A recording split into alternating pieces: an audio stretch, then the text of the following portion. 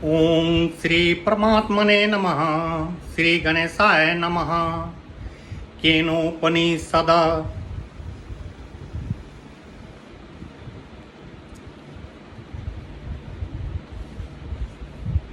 ओम श्री हरि। ओम आप्यायन्त्यु ममांगानि वाक्य प्राणस चक्षु श्रोत्रमथो बलमिन्द्रियाणि च सर्वाणि सर्वब्रह्मोपनिषदं मा अहं ब्रह्मा निराकुर्यामा ब्रह्म निराकरो दनिराकरन् मतस्व निराकरणं मे अस्तु तदात्मनि निर्तेया उपनिषस्तु धर्मास्ते मयि सन्तु मे ते मयि सन्तु। ओम शांति शांति शांति। मेरे त्रिविध अधिभौतिक अधिदैविक तथा आध्यात्मिक पापों की शांति हो। अथ प्रथम खंड।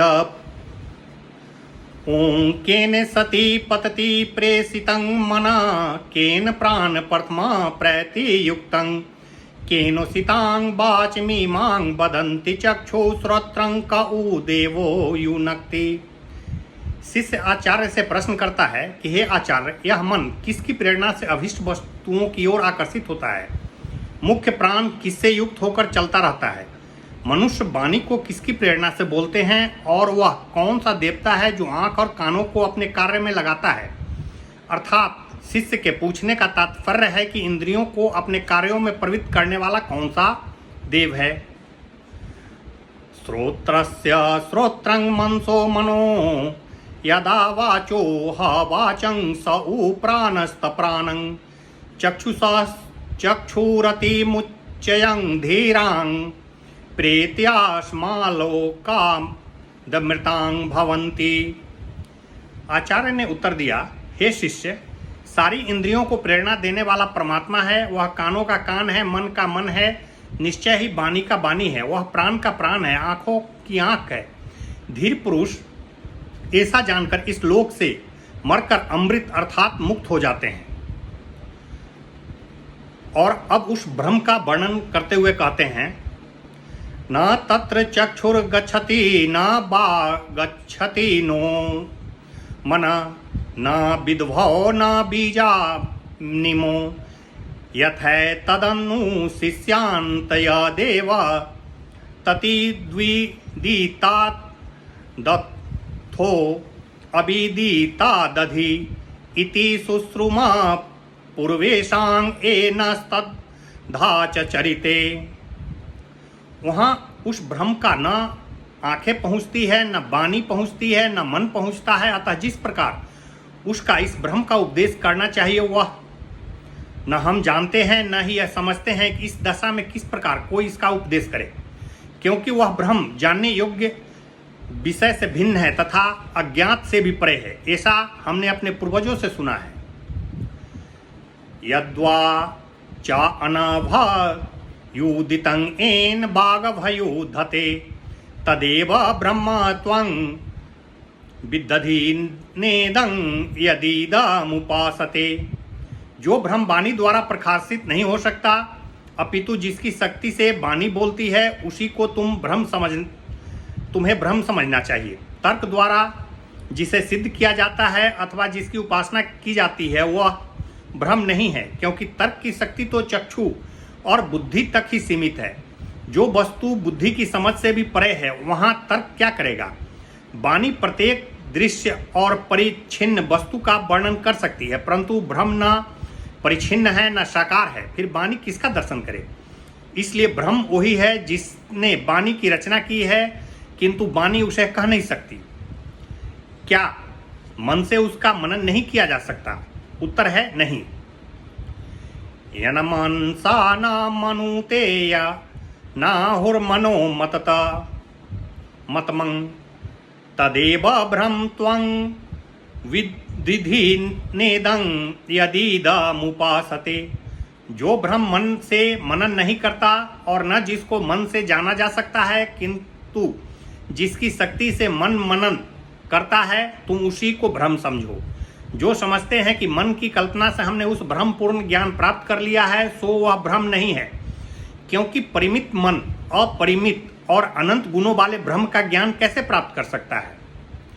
यचक्षुषां न पश्यति येन चक्षुषी पश्यति तदे ब्रह्म त्वं द्विधीदेन नेदं यदीदमुपासते। जिस ब्रह्म को आंखों से नहीं देखा जा सकता किंतु जिसकी सहायता से ये नेत्र देखते हैं, उसी को तुम ब्रह्म जानो। जिस साकार की उपासना की जाती है वह ब्रह्म नहीं है। तात्पर्य यह है कि ईश्वर निराकार है, शरीर रहित है, निरेंद्रिय है, इसलिए वह नेत्र से दिखाई नहीं दिखता है। यच्छ्रोत्रेण न शृणोति येन श्रोत्रमिदं श्रुतम् तदेव ब्रह्म त्वं विदधि नेदं यदीमामुपासते। जो कानों से सुनाई नहीं देता किंतु जिसकी शक्ति से कान सुनते हैं, अर्थात जिसने कानों को सुनने की शक्ति दी है, उसी को तुम ब्रह्म समझो। शब्द मात्र से जिसकी उपासना की जाती है वह ब्रह्म नहीं है। यत्र प्राणेन न प्राणीति येन प्राण प्राणीयते तदे ब्रह्म त्वं विदधि नेदं यदीदमुपासते। जो ब्रह्म श्वास लेकर नहीं जीता किंतु जिसकी शक्ति से श्वास आता जाता है, तुम उसी को ब्रह्म समझो। प्राणोपासक जिसको ब्रह्म समझते हैं वह ब्रह्म नहीं है। इति केनोपनिषद प्रथम खंड अथ द्वितीयो खंड। यदि मन्यसे सुवेदेति दभ्रमेवाति नूनं त्वं वेतथं ब्रह्मणो रूपं यदस्य त्वं तदस्य देवेशवथानुमीमांसयमेव ते मन्ये विदितम्। आचार्य शिष्य से कहते हैं, हे शिष्य, यदि तुम ऐसा मानते हो कि मैं ब्रह्म को अच्छी तरह जानता हूं, तो निश्चय ही तुम ब्रह्म का अल्प स्वरूप भी नहीं जानते हो, और जो रूप विद्वान जनों और देवताओं को भी विदित है वह भी अल्प स्वरूप ही है। अतः तुम्हें इसका सदैव मनन करना चाहिए, तभी ब्रह्म का पूर्ण स्वरूप जाना जाएगा। आचार्य का अर्थ यह है कि अनंत ब्रह्म के ज्ञान का अभिमान करना मूर्खता का काम है। मनुष्य की अल्प बुद्धि में वह कभी नहीं आ सकता। जो यह अभिमान करता है कि मैं सब कुछ जानता हूँ, वह बहुत ही कम जानते हैं। इसलिए ब्रह्म स्वरूप को जानने की इच्छा रखने वाले मनुष्य को सदैव श्रद्धापूर्वक उसी की मीमांसा करनी चाहिए, अभिमान नहीं करना चाहिए। नाहं मन्ये सुवेदेति नो न वेदेति वेद च यो नस्त द्वेदं तद्वेद नो न वेदेति वेद च। आचार्य के कथन को सुनकर शिष्य ने कहा, हे आचार्य, मैं यह नहीं मानता कि मैं ब्रह्म के स्वरूप को भली प्रकार जानता हूँ, और न मैं यह मानता हूँ कि नहीं जानता, किंतु जानता हूँ। हम में से जो भी उसको जानता है वह यही समझता है कि मैं उसको यद्यपि नहीं जानता तथापि जानता हूँ। यस्या मतं तस्य मतं मतं यस्य न वेद स अविज्ञातं बीजानतां विज्ञातम बीजानताम। जो मनुष्य समझता है कि मैं ब्रह्म को नहीं जानता वह उसको जानता है। जो मनुष्य यह समझता है कि मैं जानता हूँ वह वस्तुतः उसे नहीं जानता। ज्ञानियों से वह अज्ञात है और न जानने वाले उसे जानते हैं। अर्थात जो मनुष्य श्रवण मनन निधि साधन द्वारा उसके साक्षात दर्शन करने की चेष्टा करते हैं, वे ही उसे जान पाते हैं। ज्ञान का अभिमान करने वाले उसे कभी नहीं जान सकते। प्रतिबोध विदितं मत्तं मृतत्वं हि विनदते आत्मनां विन्दते वीर्यं विद्यां विन्दते अमृतम्। प्रतिबोध अर्थात बार बार जानने और मनन करने से वह ब्रह्म जाना जाता है, और ऐसा मनुष्य अमृत अर्थात मोक्ष को प्राप्त कर लेता है। मनुष्य अपनी आत्मा से बल प्राप्त करता है और ब्रह्म विद्या से ब्रह्म को प्राप्त करता है।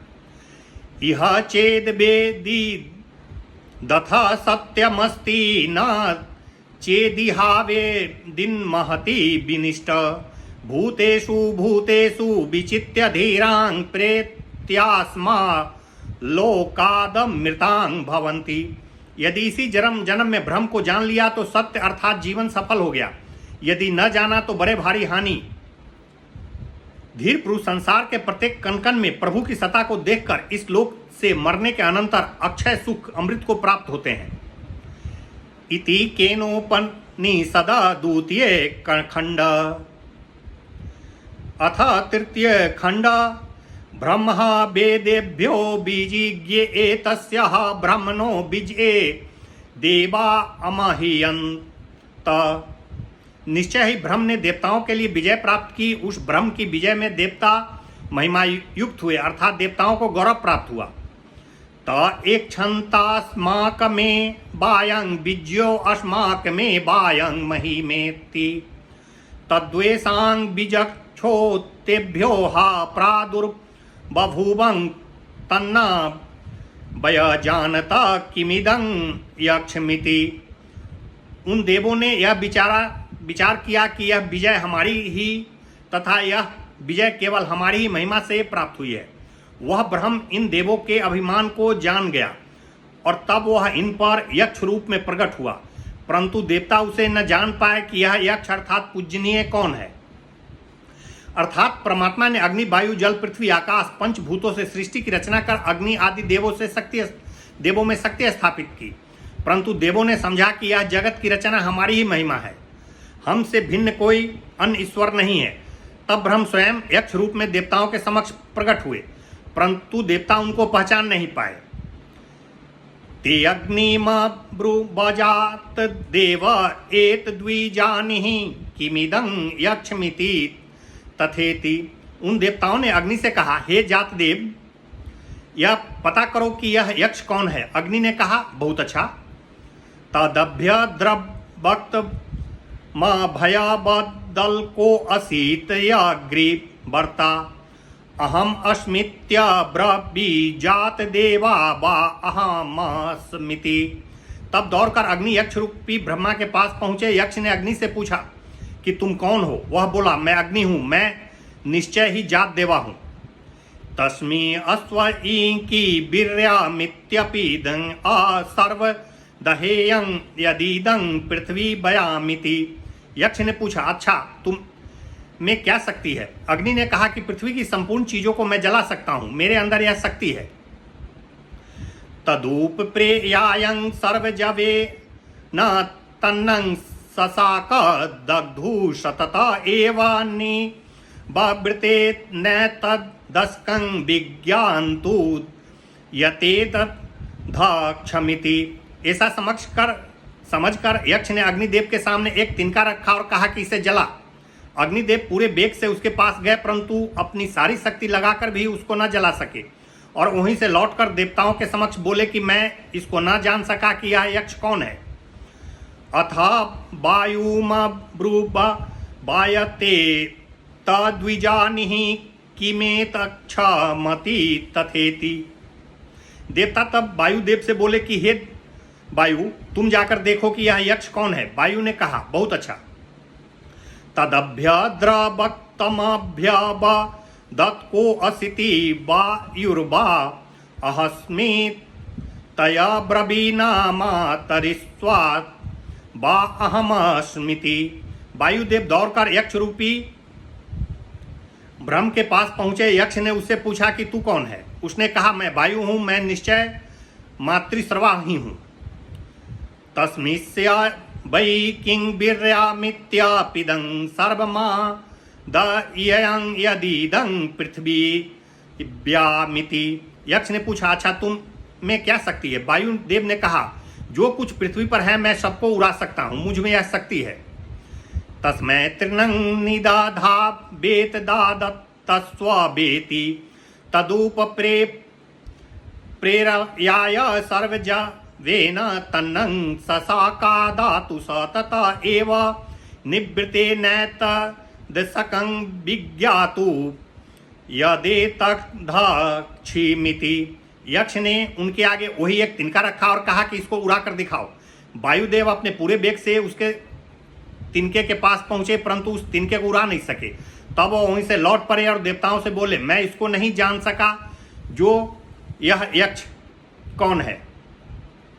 अथेन्द्रमा ब्रुवन्मग्न बने तद्विजानिहि किमे तदक्षिमिति तथेति तदभ्यद्रवत अस्मातीरो दधे।